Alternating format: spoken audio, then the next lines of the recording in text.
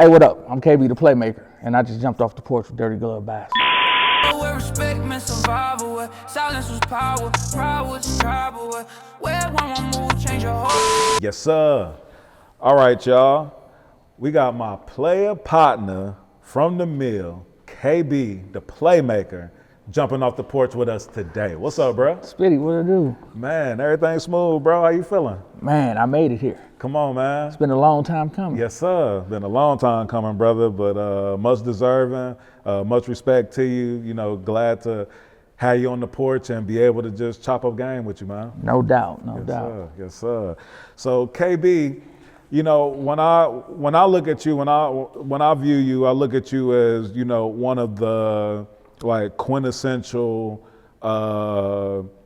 people in the Milwaukee hip hop culture, but not limited to Milwaukee. Right. You know, you from our city, but you know, you've been somebody, you know, for years who has really helped to bring like the business mindset of it, you know, to the city. And, you know, I've worked with a lot of different artists, man, like, and you've worked in different positions, bro. So I want to start off by asking you, like, if you had to describe yourself to somebody, how would you describe who KB The Playmaker is? Man, how I would describe myself? It's a lot of other moving pieces that make me who I am. You know, it's like almost a thread holding a zipper together. Which one is the most important? You never know until it comes unraveled, right? So for me, if I had to describe to myself, I'll say I'm a leader. I'm real private. I love my team, my people, and I love the music game. Where'd your love for hip hop come, bro? Like, where did that come from? Man, you know, early in the days, you know, I grew up in the Highland Park projects. Okay. Ghost Town, 53206 area code, Yes, sir. right? My love for music came way back with Kid Crab, Stricky Love, Top Floor, you know, King Kamazi. That era of music, I couldn't rap a lick, so I had to find a way in. You know what I mean? Yeah. But I was a fan of those guys growing up, and they showed me that it was possible. Yeah. Did you, from the beginning, you know, when you discovered your love for the culture, did you know that you wanted to work on the business side of it? Did you know you wanted to work on the other side? Or did you, like a lot of us, start out like sort of aspiring to maybe be an artist or be a DJ or on the creative side first? You know what? I wanted to be a rapper. Okay. You know, it was like a monkey see, monkey do, monkey see, monkey do thing, right? But then the business side of me, you know, you saw the babies, you saw the Master P's, and that intrigued me, you know. So I started a label.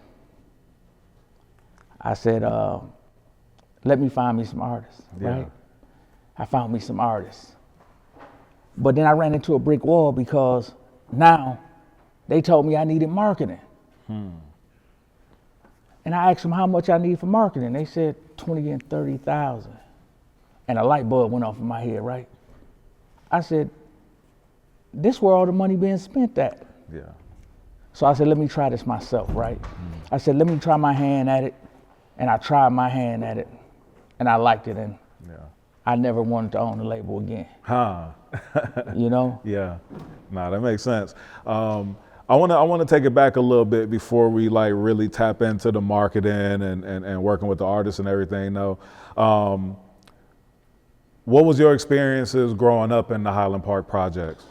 Man, we was poor. I mean, you know, just like every other story you hear, man, Highland Park was different though. It was like family, you know, probably a 6-block radius, the total projects. You know what I mean? So everybody knew each other. So, you know, it was one of them feelings of you didn't have it, but you didn't even know you didn't have it because you were so comfortable in that circle and everybody was family. Yeah. At what point would you say you jumped off the porch? man, probably about 9 years old. I mean, you know, when you come from the projects, everything starts early. Yeah. You know what I mean? The influence is overwhelming. What was influencing you at a young age? Like, what were you seeing that was influencing you? Man, you know, the drugs, bro. It was the drugs. It was the hustle. Just to see the hustle. You know what I mean? We sitting on the porch. Yeah. We watching it every day. You know what I mean? The TVs, we weren't even watching TV. We was watching the cats running up and down the street, flashing the money. And I understood marketing from that point on though, right? I was seeing the cats buy the best cars, buy the best clothes, the shoes, the big chain, right? And I said, man, they campaigning. You remember that was a saying, Yeah. man, we campaigning. Yeah. Yeah. Right? And it didn't make sense to me until further down the line when I actually dug in real deep into the marketing. I understood that even in the drug game, you have to market and promote yourself. Yeah. You have to brand yourself. Yeah. Because a lot of times in the hood, we didn't even know the person's name, but we knew what car they drove. You know what I'm saying? We didn't never know how they looked. We'll know their name, we'll know their car. Now, if that ain't marketing and branding. Nah, for sure. And what did Frank Lucas tell Nicky Barnes? Man, it's blue magic. Yeah. It's like Coca-Cola. You know what I Yeah. mean? It's a brand like that was, when I saw that, I was like, damn, like the game really was about marketing. You know what I'm saying? Like you marketing your product and known for this certain product and the quality of it. And that was back in the 60s. Bro. Yeah. So you got to understand that it's been around and in our face for so long. And once you get into the field, you really start seeing like that it's certain elements of it that's been around you that you just had to pick up on. Yeah. Nah, for sure, for sure. Now, what was your first opportunity to be able to work in the industry and you know, like do some marketing, you know what I mean? Just work on the business side of the game. Man, Spitty, I'm gonna tell you, I was a kid, fresh out of high school. All I know is that I wanted to be in the game. And I was gonna try to get there by any means necessary. First thing I did, I had family out in California, hopped a plane, didn't know where I was going, didn't know what I was gonna do. I just knew that's where the action was at. Yeah. I had to be in it. I had to try to figure it out, right? And then I ran into my mentors, Lee Ford, Stan Shepard. They had Shepard Lane. Lee was over there at Death Row. Stan had Shepard Lane with Tony Lane. So he had a host of artists. He had DJ Quick, Second to None, Sugar Free, you know, the late Mossberg. So he had AMG. He had a bunch of artists, Sugar Free, just to name a few. So I hopped off the plane, linked up with Stan and Lee, and they gave me the opportunity of a lifetime, man. You know, and I'm forever grateful for that. And you know, I mean, my story is similar. You know, I went out to LA and I met my mentors, and that was really how I got my chops. It's crazy because, you know, like I was saying earlier, like you being from Milwaukee, like you can take the game that we've learned from there and go anywhere. And as long as you apply yourself and got some goals, like you can make it, you know, almost anywhere. What gave you the courage to lead a mill and actually go out there to Cali and take a chance on yourself? Well, like I said, we grew up as have-nots. We grew up poor, bro. So it couldn't get no worse. You know what I'm saying?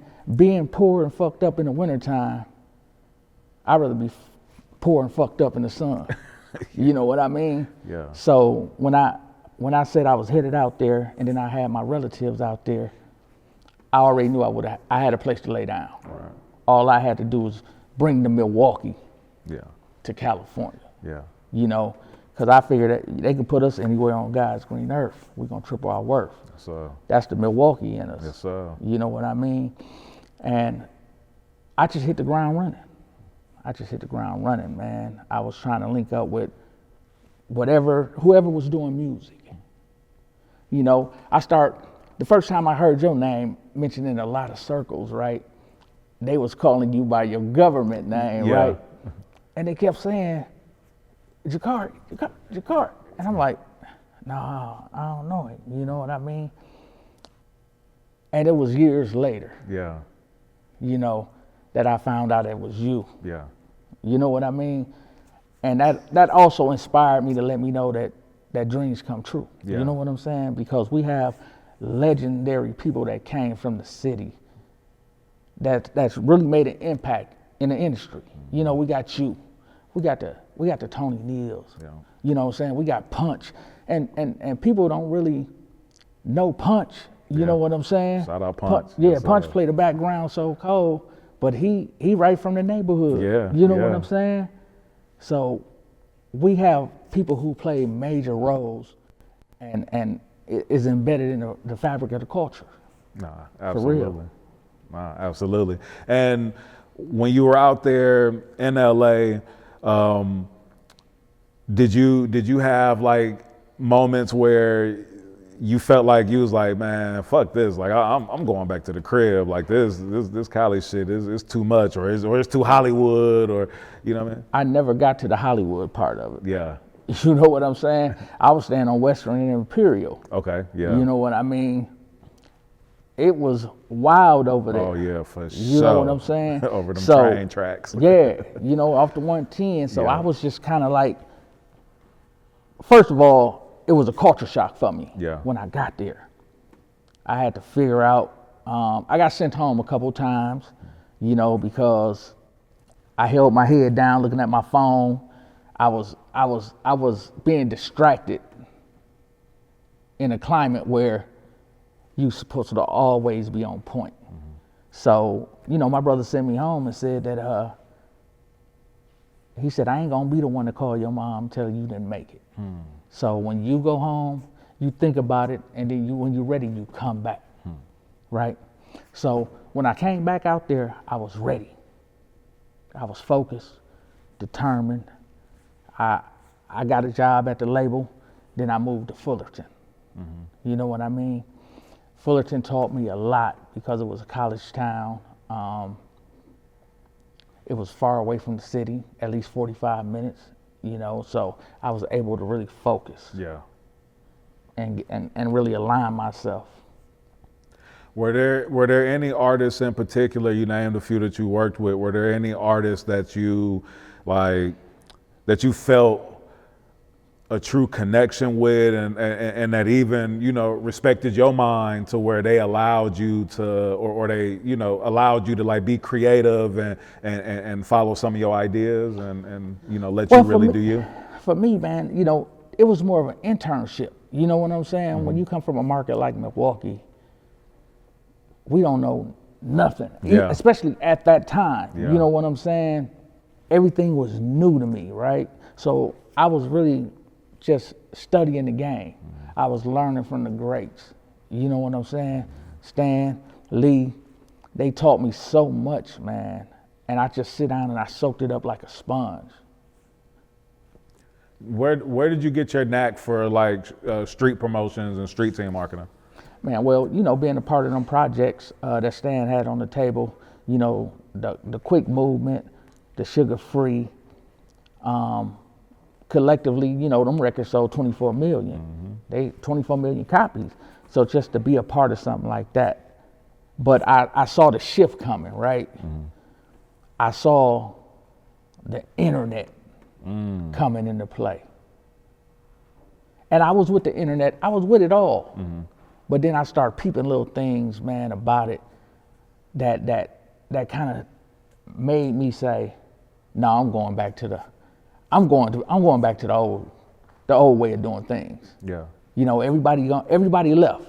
You know, I had a bunch of people like champion behind me, like we all was gonna move to the internet and we was gonna do the street thing.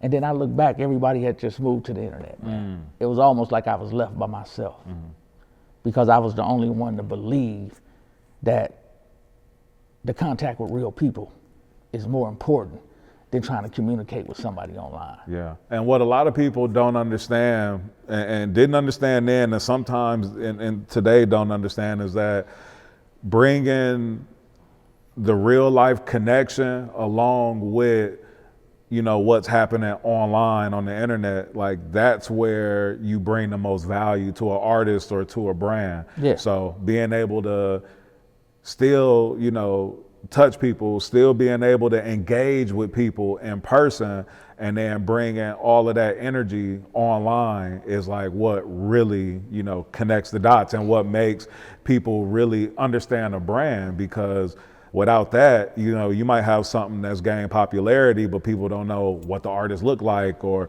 just might know it just by a song or by like a snippet. But if you connect the dots with everything, then you really like give it better brand recognition. Yeah, because the internet, man, it's important, but the groundwork, Yeah.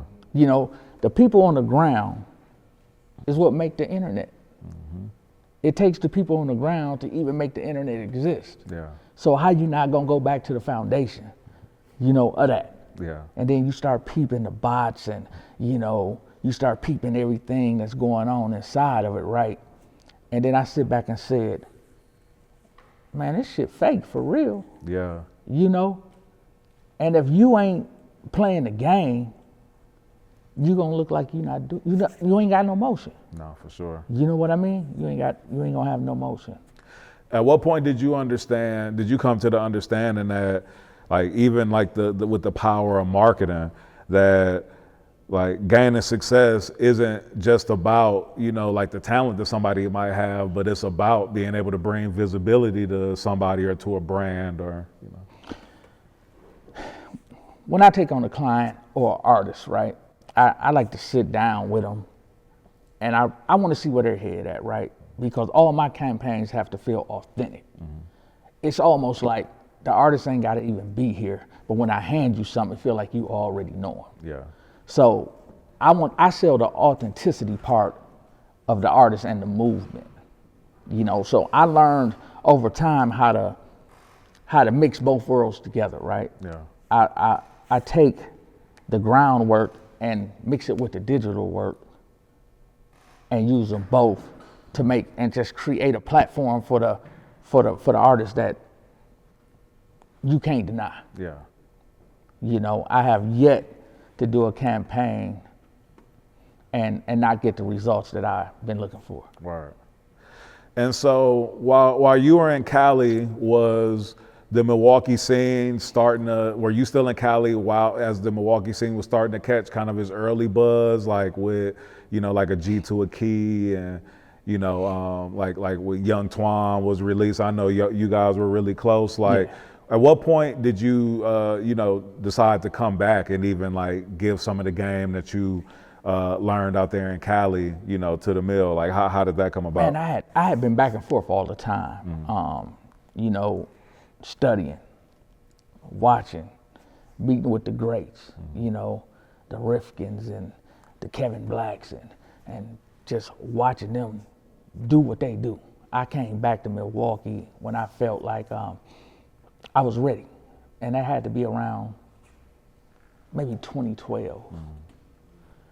I saw that it was a need for marketing, and that the people back home didn't understand how important it was, and to be able to have marketing and have a budget, and to be able to put the artists in a space where people can see them. Yeah. So all the things I learned, I came back, and it's crazy. The reception was not what I thought it was gonna be. You know what I mean? Because they wasn't ready for it. Yeah. You know, so it's almost give somebody who's no basic math and you putting trigonometry in front of them. Yeah. Yeah. So it took me a long time to get them to understand, and some get it, some don't. Yeah. You Yeah. know? For people, because if you're not around the business, then you don't understand the business of the music business. Yeah. And people are like, wait a minute, I gotta invest this and what, and I'm not even seeing what's happening with it. You know what I mean? Like folks look at it like they want to invest in like what they can see, what's tangible. So then when you start talking about, all right, like we need this marketing budget, we need this radio budget, we need this travel budget, all of this, people like, wait a minute, is you trying to get over on me? What you trying to, you know what I mean? I know I had baby Drew up here on the porch, and he had a lot of, really good words to say about you and how influential you were in his career as well. Can you talk about your relationship with Drew? Man, Drew, my man. You know what I'm saying? Me and Drew got some real history before music. You know what I'm saying? So when he got to doing music and got to taking off, that just, it almost brought us closer. You know what I mean? Man, very, very talented. I think I'm probably one of the first people to put him on a rap van to really do the campaign with him. At that time, I bought rap vans to Milwaukee. And still bringing them to Milwaukee, and people still don't get it though. So Drew took off, and I was trying to activate the promo because like I said, I studied the greats. Not in other states. And I also studied the ones at home. The Steve Loves. You know what I'm saying? He taught me so much from just me watching on the sideline. Shout out to Steve. Yeah, he taught me so much, man. And I think the main thing he taught me was to don't stop. I done had long conversations with Steve, man, and every brick wall he ever came in front of, man, he either went around it or climbed over it. Yeah. You know what I'm saying? So I always have good talks with him. I have great talks with Drew funny. As you know, he's a comedian, you know what I'm saying? So when I'm feeling bad, man, I call Drew, man, he always lift me up. You know what I mean? So yeah, shout out to baby Drew. No, for sure. And then Steve O, he doing it, he's transitioning to like the films and really like going heavy into that. Yeah, he promised me a rose. Hey, Steve-O. I want to be a Tubi star next now. Straight up. So do you feel that, because Milwaukee, whenever I would say I'm from Milwaukee, the first thing people say is Cuckoo Cow, my project, and that's about the only thing that they, at a certain time, knew about it until just like a few years ago when more artists started really, buzzing from the city. Do you feel like the reason why there was such a wide gap in there being a successful artist in Milwaukee is because of our misunderstanding of just how the business side of things work? Definitely the business, not knowing the business. And I think that's still the case today. You know what I mean? Because we have the platform, we know how to gain the attention, but we have dips in time where we can be consistent with moving, We control a certain portion of the internet, man. We go viral all the time. You know what I'm saying? But how do we keep the momentum going? And they don't know that it's the marketing outside of the internet. Because Milwaukee has so many talented artists, bro. From a G to a Key to Mr. Do It to Death. We just talked about Cuckoo Cow, Baby Drew, the DRE. You know what I mean? Like, I could name so many artists, over the years where I'm like, damn, like I thought this artist should be, a star, a superstar, should have gained more than just, that local notoriety than they did, and they weren't able to. And, it's getting out the city is very important, man. Getting out your backyard is very important. Having the will to just touch down in other cities and make your mark. That's the key to making all this work. If you ain't gonna leave your backyard, it's gonna be hard for other people around to even get to know you. We got so comfortable with the internet that you think the internet is the end all be all, and it's just a small portion of that. Once you realize all the shit that go on with the internet, the bots and the pay for plays and the extreme price gouging on marketing, You know what I'm saying? You start to look at it differently, you know? And a lot of artists believe in that, right? You can't tell them nothing different. Right. You know, I say to them artists, I said, you trying to be the realest motherfucker in the fake ass industry. Huh. You know, you stick out like a sore thumb, Yeah. but you ain't got no motion. You spending all this money, you pissing in the wind, and ain't nothing happening. Yeah. So I try to tell them, man, I try to talk to them about it. It just, a lot of them I can't get through to. Yeah. So over the years, I've seen you working with different artists. No, I'm sorry. I want to start that over. All right. So in the city, you've been a mentor figure to several artists as well as execs. And, you know, I've had your hand in helping, you know, artists, execs, labels, you know, gain more understanding of the industry, giving them more exposure, things like that. You know, from you bringing different artists here to the platform, and then now you just on the tail end of South by Southwest just took a new crop of artists there, giving them exposure to that. What motivates you to work with, you know, artists that are on the come up when you could go and, you know, find different superstars to work with, you know, since you come from that background, have that on your resume? What makes you want to, you know, work with artists that are on the come up and help to, you know, give them opportunities? Spitty, you know, the hardest thing in the world is finding somebody to believe in you. You know what I mean? And I just think everybody deserves that opportunity. So the new artists, we call them the new wave. You know, we always looking for the new wave. Yeah. You know, because one thing for sure, as long as you stay down, you're going to get a turn. Yeah. Everybody get their turn. Yeah. You know what I mean?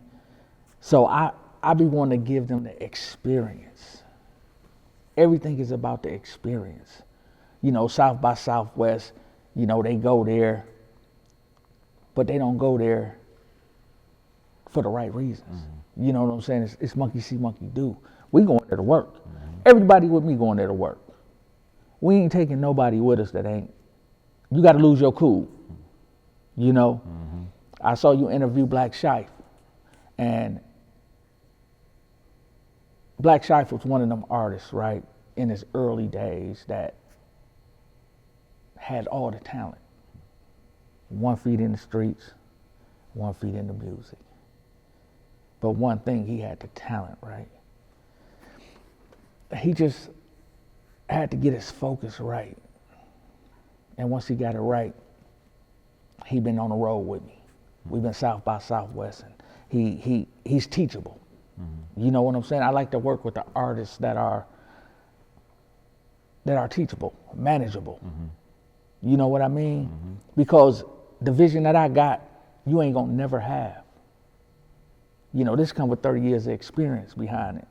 So it ain't gonna make sense to you when I tell you to do it. Right. But if you do it and you see the outcome, it all makes sense. Yeah. So I like grabbing a new artist, showing them the experience. I ran across some kids out of Florida called 920 and Lil Fizz. You know, this their first time out there. You know, and I wanted to make sure that they got the full experience. I wanted to show them how to create the content, because South by Southwest is really about being in the moment, creating the content, getting it out to your followers. So for me, all them platforms is necessary. Yeah, nah, for sure. I always say it's more fulfilling to build up an artist than to turn something that might not be known by the masses to, you know, to a reputable brand. Yeah, absolutely. Like that's definitely more fulfilling. It's easy to, you know, get props for working with something that's already developed, but it's difficult to, you know, take something that's not as known and make it more well known. Yeah, definitely. No, for Definitely. sure, for sure. Man, I saw you on Gilly and Wallow's social media, and they were giving you props on like some of your innovative street team items that you develop and, you know, things like that. Man, when when people outside of the city and just from outside of your circle even, you know, give you props and recognize what you're doing, like, bruh, how does that make you feel? Man, it makes me feel great, right? But this is all about manifestation, right? Because within certain conversations with people I have, I'll tell them what's coming next. Because I know that I'm gonna do it, right? Yeah. The Wallow and Gilly situation was a vision that I had. And I told, matter of fact, it was Black Shife. I said, Shife, we were sitting up there watching $1 million worth of game. I said, Shife, I'm going to holler at them. It take him to tell the story, you know what I'm saying? Yeah. But it came, everything come right away. Every time I have a vision and I follow through, it happens. Yeah. You know, from linking up with Juvie, doing some marketing for him, you know, a lot of independent artists all over the country, man, has really tapped in, so shout out to them. Yeah, no, for sure. And what's the state of the Milwaukee hip hop scene right now? Man, we in a great space. I have a company with my team called MK Music Agency. Shout out to Meech and Avi. We probably do 90% of the marketing that really comes out of there on the lower level of the new wave. Our company, we did a T4TC event. Yeah. You know, I'm sure we're gonna talk about that. Yes, sir. But we host a lot of different events around the city, man. We dealing with some big nonprofit organizations with the company. UGHI is one of our biggest supporters, man. When everything that was going bad, man, they came through and helped us out in a big way, you know? Nah, that's what's up, man. And the city is going from just being artists with viral sensations to these artists are really building themselves as brands and more than just, okay, you popular because you're going viral. Yeah. So. Yeah, I think we all got to start somewhere. I think we in a perfect space. You know what I mean? Yeah. I think because we didn't. Once upon a time, we didn't have this. Yeah. We didn't have any motion. 33rd Market, nothing going on. We support everybody in hip hop, but nobody supports us. You know, and I think coming from the fore, man, I think we looking good right now. Yeah. Yeah. What are your thoughts on some of the negative comments that come at artists from the city because a lot of them go viral and are popping off of either a viral sensation or a dance or, you know, something like that? It come with the territory. You know what I mean? I mean, you can have the best cereal, and if somebody don't like you, man, they just gonna drink the bowl of milk. Yeah. You know what I'm saying? They ain't gonna even put the cereal in the bowl to enjoy the full experience. So, you know, it's just one of them things, Spit. Yeah. You know, it's just one of them things. It's like at least people are looking at the city to then be able to even discover that isn't the only, you know, case. That it's not just viral sensations, and the people that are viral sensations are dope too and are talented as well. Oh, so. Definitely. And you know, we come into a space where we got our own sound. For a long time, we never had our own sound. You know, we had Detroit. We sounded like Oakland. Yeah. You know what I'm saying? The Bay Area. But now, recently, we've been coming into our own sound, and the world been accepting it. Yeah, no, for sure. One thing I always tell people about Milwaukee is that we celebrate Juneteenth probably bigger than other cities celebrate 4th of July. And before it was a national holiday, it was huge in our city. And you did an event during Juneteenth, this is for the city, where you gave me an opportunity to come back to the city and, you know, be honored on stage and be able to speak to the crowd and just be there just amongst so many, you know, dope artists, creatives, city officials, you know, just you know, people, great people across the board, and I thank you for that. You know, I tell you countless amount of times, you don't even understand what that did for me, you know, and how great of an impact that had on my life. So I really appreciate you for that. But can you speak to that event and what it means to you and the impact that it's had on the city? Man, the city showed us so much love. The people in the city showed us so much love, man. I mean, we brought 7,000 people out. And you know what the crazy part about it, the people police themselves. They did a case study on it because they couldn't understand how 7,000 people could get together with only 43 sheriffs and not have no incidents. Yeah. You know, so that just shows that the power of music, right? That if you give the people something they enjoy or want to see or something to look forward to, they gonna see it all the way to the end. You know, and then we added a list of celebrities. Man, we brought you to town, you know, Off the Porch been a big platform for a lot of years, and it's been good to a lot of people, right? But once they found out that you was from the town, that changed everything. Yeah. They wanted to see you. They wanted to hear your story. They wanted to really see somebody from the town who made it. So when I called you up, man, I said, Spitty, I need you. Man, you said, no problem, I'm coming through. Coming through. And you came through, you showed up, man, and the town embraced you. Absolutely, absolutely. It was so much great energy.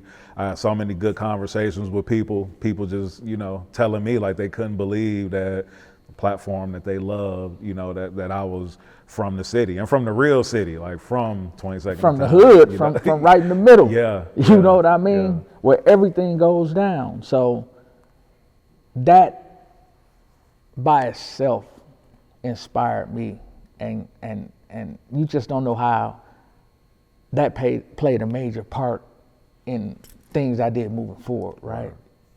Just to be able to know you, see you, hear your story, and then get the game, get the jewels.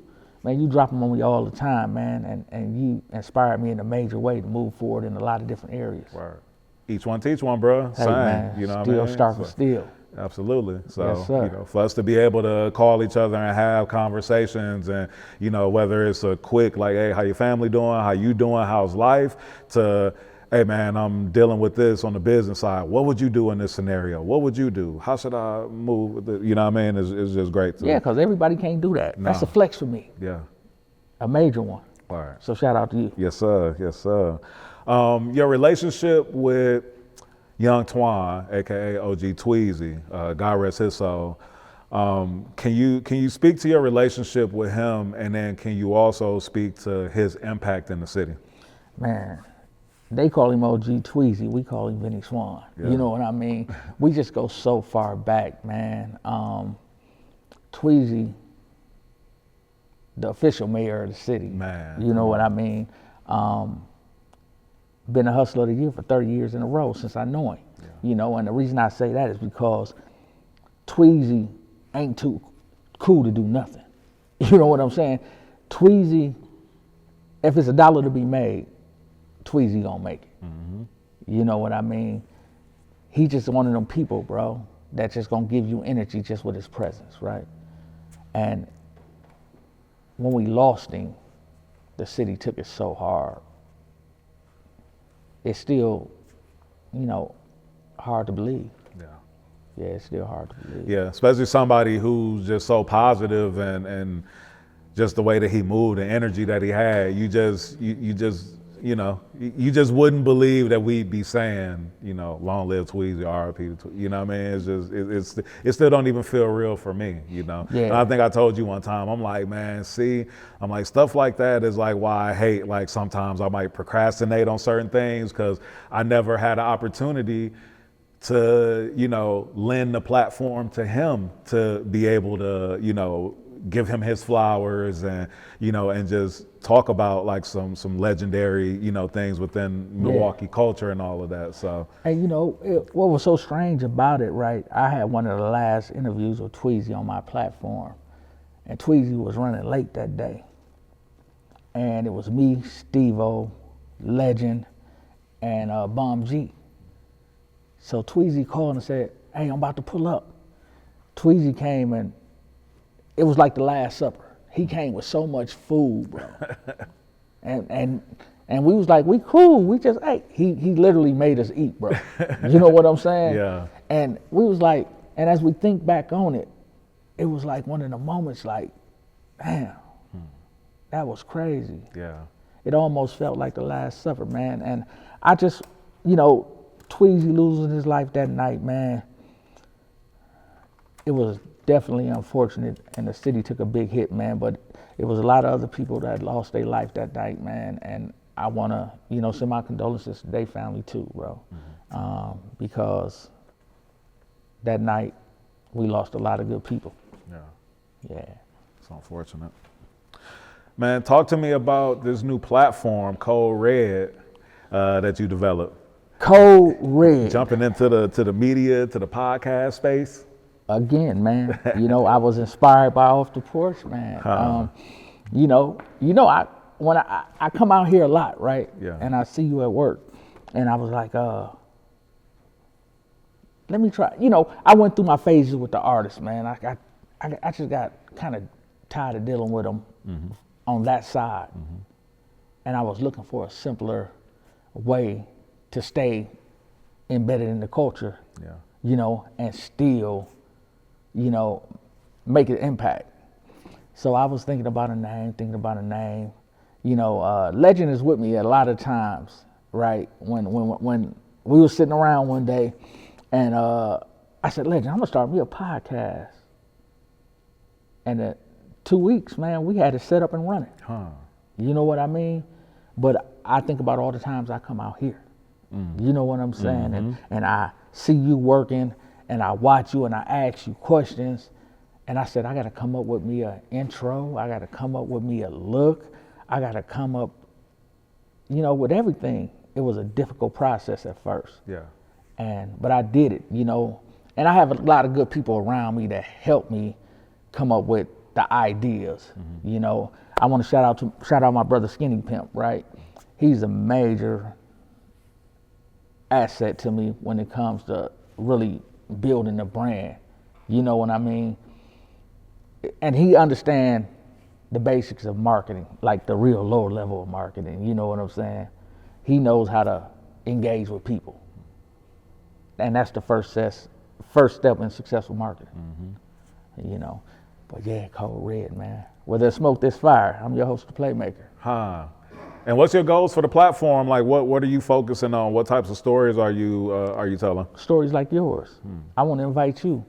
Oh yeah, come on. You already know that's nothing. You know, I try to. My platform is legacy based, right? We tell the stories of. You have to really been through something to sit on my couch. Right. You know what I'm saying? You have to have a story to tell. You know, we start from the beginning. We go to the middle. And then we show that you came out on the other side, because everything ain't been all good for everybody. Yeah, for sure. So somebody have to document that story and tell that part and show that even though it started off rough for you, you may have went to jail, you know what I'm saying? You may have did a bunch of things that you're not proud of when you was younger. You know what I'm, but when you get to know better, you do better. And when you start doing better, somebody need to document that change. Absolutely. You know, so I think that's what my platform is giving people the opportunity to do, to really show people that change is possible. Yeah. And everybody deserves a fresh start. The real, the true, the culture. Definitely. Yeah. I can dig that. And you've been moving around, shooting the podcast in different cities and all that. I saw you at South by shooting it, so you ain't playing. Yeah, this is my first year, man. I done got me a portable backdrop, man, that looked like the set. I'm on my third tour. You know, I be doing I do 5 city tours, 5 to 10 city tours all the time. Yeah. I just pop up in the city and let them know I'm there. Yeah. I say, hey, I'm in your city. And from that alone, that's why I said the power of the ground to the internet. Yeah. They both work together. You know what I'm saying? When I hit the ground and go to another state, I use the internet to let people know that I'm there. Right. And it done landed me so many great interviews because these people I didn't even know was tuned in to me. But they want to come on and share their story. So when I go to town, man, I just look for the MLK. You know, I know MLK, man. I'm gonna find somebody that rap. Yeah. I'm gonna find a Walmart, and I'm gonna set up and I'm gonna roll. And you know, we right off MLK, so See? you're right there. Yeah. We there. You know what I mean? Playmaker, what would you say is one of the biggest life lessons that you've learned through all your experiences? Man, that change is possible. That don't give up on the people that you love because they made a mistake. You know what I mean? So for me, the change, just seeing it all the way through and realizing that everybody deserves a second chance. Yeah. No, that's real. That's real. What advice would you give to any artist or any creative that are either looking to, you know, get into the game on the music side, or just somebody that's looking to, you know, get into the business in any facet, whether it be this media side of it, an artist or an exec or a upcoming exec looking to, you know, start a label? Man, that no matter how big or crazy your dream may be, it's your dream, it's your vision. It ain't for them to be able to see it. You got to make steps to bring it to life. Yeah. So don't rely on your family or your friends, man. All the love that you're gonna get is gonna come from the outside. You know what I mean? I done had artists come to me not feeling no love in Milwaukee. I take them to another state and they get embraced, and they just didn't know it. Yeah. So for me, yeah, that right there. Word. No, I could dig that. And what you working on right now? What you got coming up that you can talk about? Man, I'm looking for the new wave. I'm just constantly looking for the new wave, man. I'm trying to stay ahead of the curve. I'm trying to keep my creative juices flowing. Yep. You know what I mean? I'm trying to still find the balance myself with the digital realm. You know, they done inserted AI now, so now I have to learn that, incorporate that with the street team to the digital to the AI, and make it all make sense to me. Yeah. So I can grab an artist, right, and implement all these things and figure out how they can work together as a whole to bring a new product to life. Yeah. Yeah. I can dig that. And what motivates you to keep going, you know, after putting in, you know, 20, 30 plus years in the game? Man, I wake up some mornings and ask myself why I'm doing this shit. You know what I'm saying? But then I look back of how far I came and I ask myself what else I'm gonna do. You know, and then you get online and then you're scrolling and then you find a new talent. You see somebody, you know, that you believed in. You know, this shit is a hard business, man. Yeah. Prepare to get your heart broke a lot of times in this shit. You know what I mean?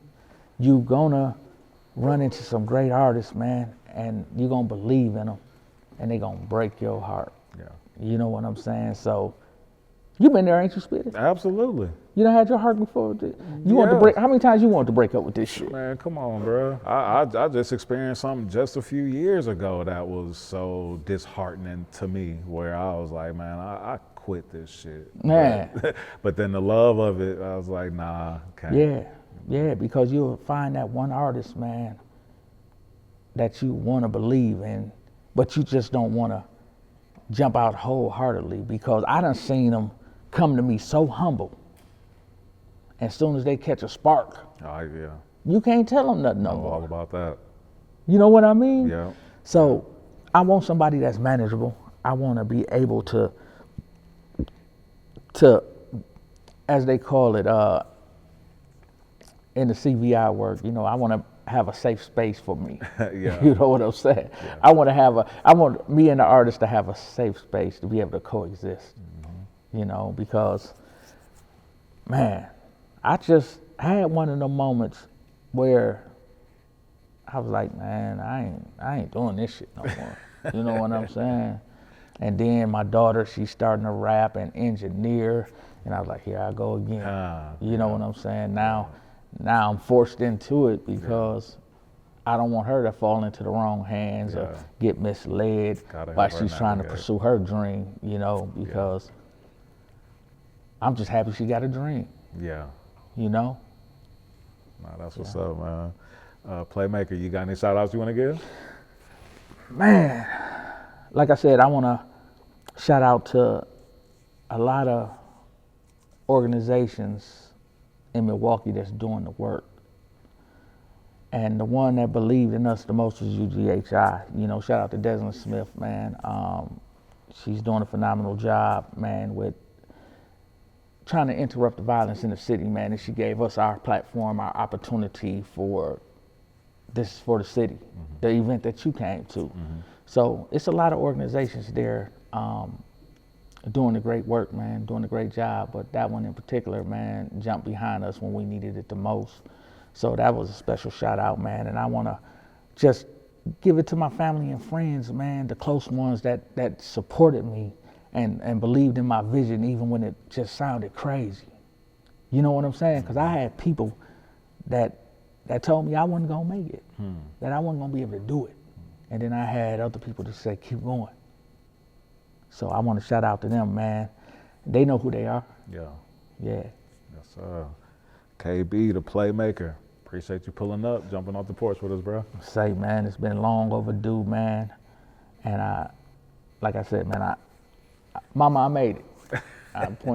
I made it. Hey. You know? Yes, sir. Too many candles, not enough.